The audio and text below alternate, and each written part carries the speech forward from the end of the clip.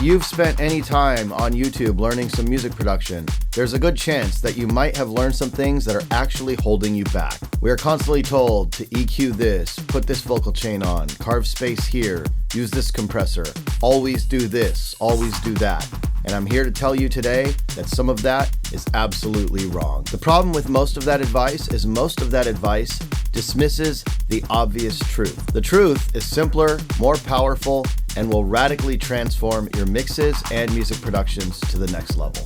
Look, I've been there. As I started out, I did all of those things, even before the days of YouTube. I've been producing a long time, and I've learned a lot of things along the way, and I'm here to break this down for you today. Hello everyone, and welcome back to the Distinct Mastering YouTube channel. Sorry for the delay. I've been working on some new projects, including updating my website, handling a few things here in the studio that's taken up a lot of my time. But I am back, and I've got some new exciting things for you in 2025. Okay, before we get into some audio examples, I want to talk about one thing. If you're slapping 10 plugins on one track, you're not really fixing any problems. Or if you're just using pre-built plugin chains, that might not be the right thing for your mix. You're just trying to put a band-aid on what the actual problem really is. And in today's video, we're going to talk about fixing problems at the source. I'm not here to bash anyone giving any advice on YouTube, and I'm sorry if I'm going to offend some of you in this regard. Just here to give you some of my real-life experience. The truth is, it's about working smarter, not harder, and the desirable goal for everyone is to get a cleaner, much more impactful, and just punchier sound.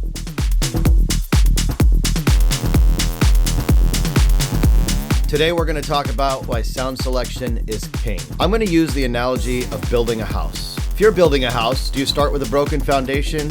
The answer is no. You start with the foundation, you build a solid foundation, build up the walls, and you build up the roof from there. You want to think about that slab of concrete or every brick you lay. You want that foundation to be rock solid. Music production is absolutely no different than that house.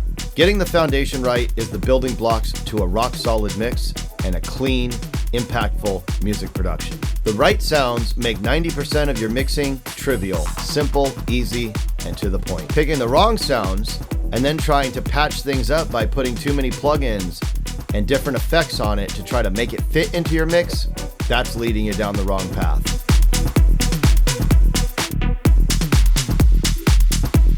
Okay guys, now I'm going to show you exactly what I mean by this principle of choosing the right sounds. I've got my recent Dom Dollar remix that is available now as a free download. This session, I've duplicated it, and what I did is I made a little loop here at the end, and I'm going to show you the differences. Let's zoom in over here. In this loop, what we have going on is we have the main kick, an altered kick, the main snare, an altered snare, the main clap, an altered clap, and that's it. Everything else is essentially the same. I took the intro bass pattern and the main bass pattern and I kind of put them together and you get a little bit of the intro sounds. But I wanted to focus on just the foundation for the example to show you how just getting this right makes a major difference. On top of the main drum foundations, I went ahead and made an alternate bass line here. Same pattern, just a different sound. So first let's take a listen to the original sounds and loop.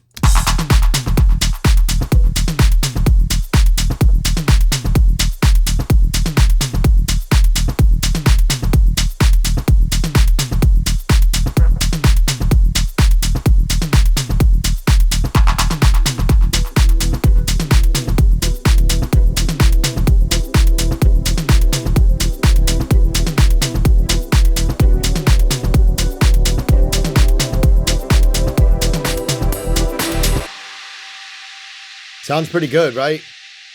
You would be surprised that there's hardly any processing. Look at the kick drum. There's a bit of a scoop on an EQ. If we go to the snare, there's just a clipper. I did have a little bit of this 8-bit, and on the kick too, I tried out this sub thing that I never used, this new effects on this drum sampler, which is a pretty cool plugin. Probably do a video on that if you're curious. On the drum sampler, drop me a comment. And then on the clap, same thing. I honestly don't have, I did do the 8-bit again, and I guess it just worked. It's gonna be track dependent, like I said. It's all about what the sonics are and what the track needs. There's no one size fits all approach. Now on beat B, or this B section, I went ahead and tried to add more processing to kind of emulate what someone might tell others to do or that you commonly hear on YouTube. And here is what a not working foundation sounds like with the same track.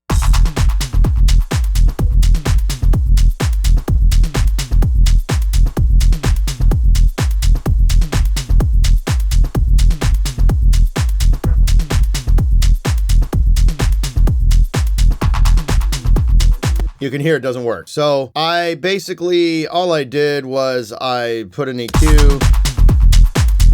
So someone might try to EQ this kick into the place. Let's go ahead and actually mute the bass. You can already tell it's just wrong. The snare here, I tried to emulate what someone might do by stacking way too many plugins, you know? I'm gonna go ahead and actually shut this all off.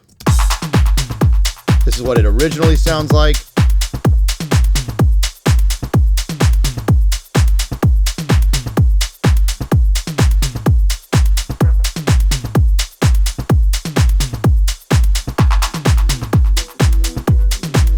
I gotta be honest, it was really hard to make the track sound worse. It wasn't something that I'm used to doing. Obviously, I was just going through and trying to find sounds that didn't fit, but it was odd putting all these plugins on and intentionally making it bad. Let's take a look at this clap. I kind of did the same thing here.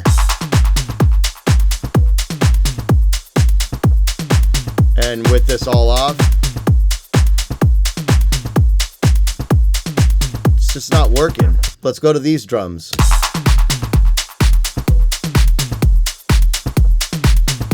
You can see it's just more punchy, it just smacks, everything works, and there's no processing. Now I'm gonna bring in this bass.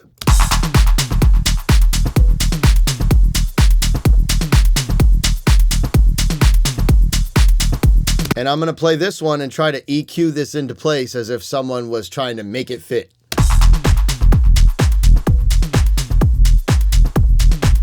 You might see someone try to do something like that.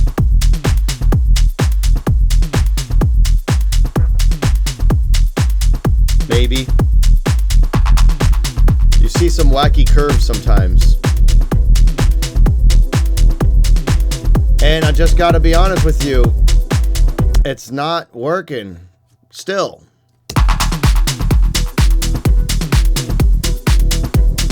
You know, this one, it doesn't have as much low end, but the kick is giving that power. So it's just, you know, version A is just better, punchier, smacks harder. It sounds more natural. The drum kit sounds like it's more cohesive, and it just works.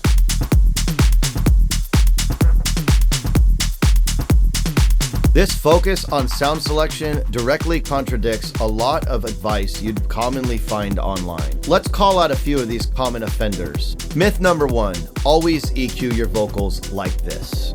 Like this could mean boosting at 5K, putting a little low mids in your vocals. Whatever that is, that myth, not true. There's no one-size-fits-all approach to vocals, especially if you've recorded them yourself or if you're using samples. You have to pay attention to the mix as a whole. How does that vocal sit in the mix with other instruments and other drums? If your vocal sounds like it needs radical EQ, you'd probably be better off by choosing a different mic. Or if you're using samples, then you'd probably be better off by choosing a different sample if it's that bad. Myth number 2, sidechain your bass automatically.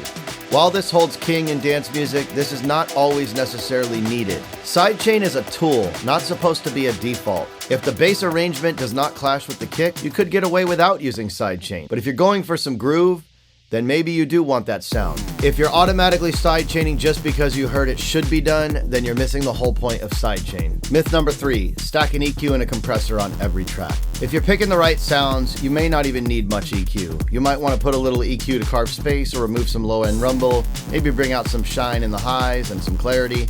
That's about it. The frequency itself depends on the other elements in the mix. And then compression. Compression is for shaping dynamics and adding glue, as well as taming large peaks, but overusing compression can cause a mix to be dull and lifeless. Overcompressing just crushes the life of your sound. Listen to your track. Does it actually need compression? Or are you just applying it because someone told you to and it's now a habit? We're just scratching the surface here. I'm making a members-only video this week that's going to go over some of the common myths that you're going to see online. If you want to watch the whole video, make sure to check out the Distinct Mastering YouTube memberships. The true game changer isn't a plugin, it's truly your ears. Spend some time cultivating your listening skills. Take some ear training courses. Do things to improve every single day when you're in the studio. Spend some time crafting your sample library, organizing your sounds, finding synth presets you like, building your own patches, saving them and organizing them for faster recall. This is truly going to make you a better producer and help you develop your own sound. Plus, I'd like to mention that this mindset shift of doing these things daily will save you hours of frustration and speed you up when you're working on music.